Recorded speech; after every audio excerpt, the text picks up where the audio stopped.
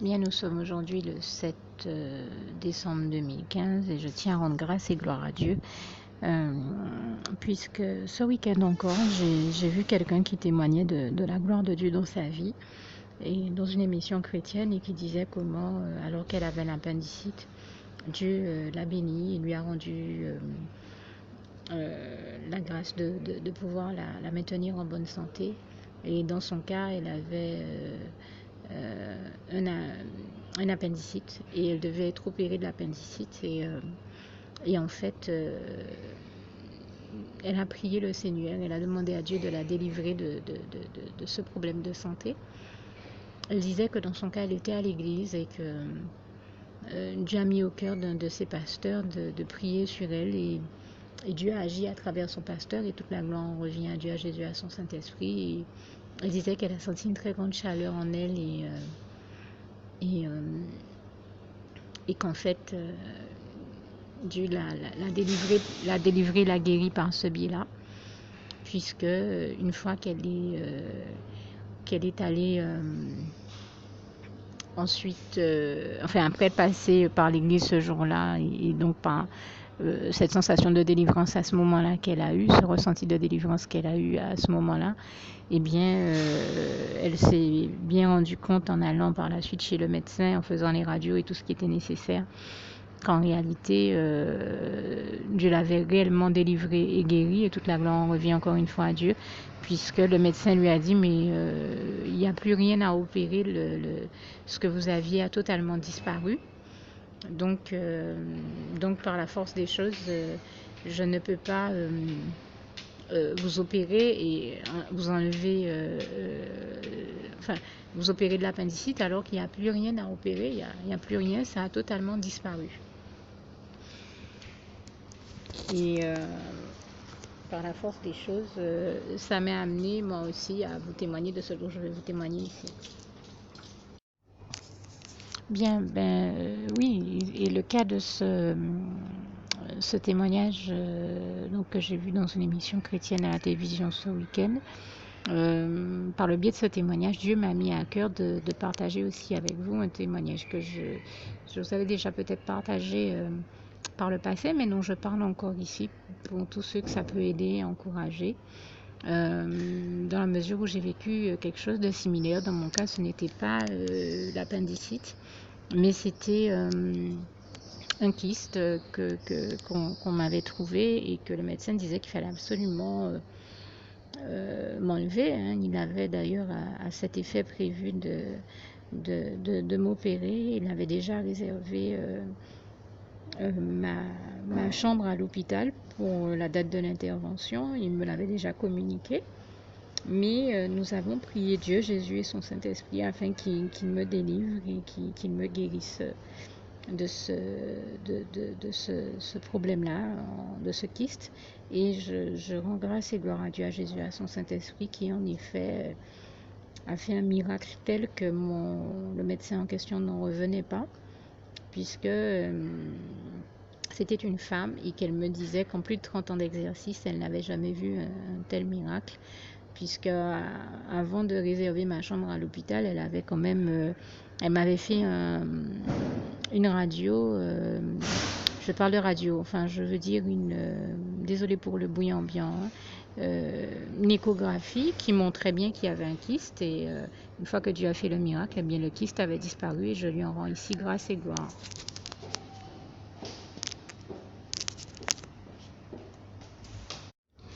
Et donc, je rends grâce et gloire à Dieu qui m'avait vraiment délivrée, puisque comme je le disais, au moment où ce médecin a fait l'échographie, on voyait clairement le kyste qu'elle disait être de nature à être impérativement opéré pour qu'il sorte, puisqu'il y a deux types de kystes, celui qui peut disparaître et celui qui n'est pas censé disparaître. Je pense au kyste fonctionnel et liquidien, je crois. En tout cas, j'avais celui des deux, même si je ne me rappelle plus des termes scientifiques et des détails, j'avais celui des deux qui est censé ne pas disparaître tant qu'on n'intervient pas par le biais d'une opération chirurgicale. eh bien, par la grâce de Dieu, Dieu a fait ce miracle. Il a exaucé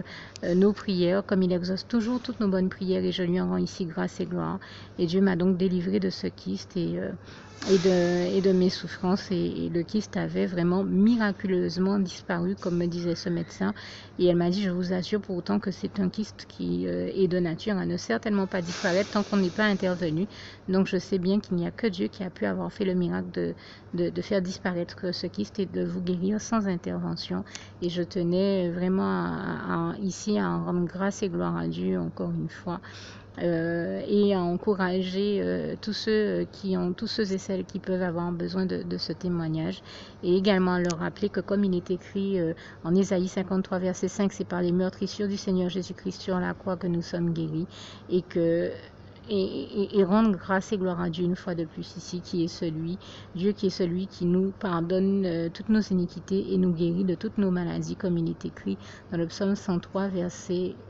2 à 4. Et donc je le dis encore ici, haut et fort, toute la gloire, on revient à Dieu, à Jésus, à son Saint-Esprit. Et puisque j'ai parlé ici de prière, eh bien n'hésitez pas à adresser au Seigneur, à Dieu, à Jésus, à son Saint-Esprit, toutes les bonnes prières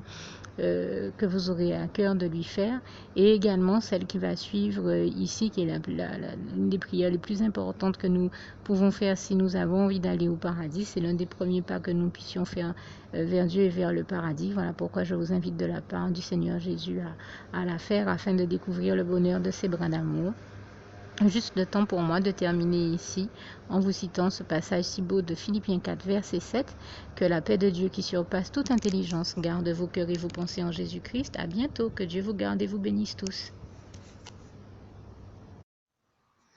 Alors pour toutes celles et ceux qui ne l'auraient jamais encore fait auparavant, je partage avec vous ici la prière par le biais de laquelle le Seigneur Jésus m'a sauvé la vie, et vous invite tout simplement à lui ouvrir vos cœurs, à être sincère avec lui dans ce que l'on va dire ici, puisque si Dieu me met à cœur de partager avec vous cette prière, tout comme il le fait toujours avec chacun de nous, c'est tout simplement parce que Dieu nous a sauvé la vie, m'a sauvé la vie et nous a sauvé la vie à tous, tous ceux qui partageons avec les autres cette prière, et que nous l'avons vu nous faire tellement de bien, nous donner tellement d'amour, nous combler de bonheur dans les bras d'amour de Jésus, et bien que nous souhaitons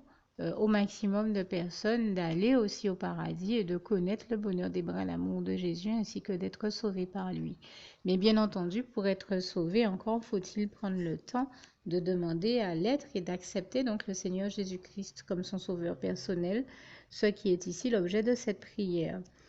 Alors, n'oubliez pas à cet effet qu'il est notamment écrit en Acte 4, verset 12, que Dieu, dans sa grande sagesse, dans sa sagesse infinie, a choisi le Seigneur Jésus-Christ, qu'il l'a mandaté, qu'il l'a délégué pour être le seul sauveur de toute l'humanité, et qu'il n'y a aucun autre nom que celui du Seigneur Jésus-Christ qui nous ait été donné, qui ait été donné à toute l'humanité pour être sauvé. Voilà pourquoi nous avons la certitude qu'en acceptant le Seigneur Jésus comme notre sauveur personnel, nous faisons définitivement le bon choix, d'autant qu'il est également écrit en Jean 14, verset 6, Jésus-Christ est le chemin, la vérité et la vie. Nul ne va au Père Dieu sans passer par le Fils Jésus-Christ. Voilà pourquoi nous devons donc adresser au Seigneur Jésus la prière qui suit. Donc Seigneur Jésus-Christ, n'hésitez pas donc à dire cette prière à haute voix en vous mettant bien entendu dans un lieu où vous savez que vous pouvez prier en toute sérénité. Donc Seigneur Jésus-Christ, je t'accepte aujourd'hui comme mon sauveur personnel, moi un tel, vous dites votre nom et votre prénom, et je te demande aussi Seigneur vraiment de continuer à veiller sur moi et sur ma vie. Je remets d'ailleurs toute ma vie entre tes mains, éternel mon Dieu, Jésus d'amour, Saint-Esprit, puisque tu en es le Créateur. Je remets cette vie entre tes mains, je te la donne puisqu'elle t'appartient, puisque tu l'as créée,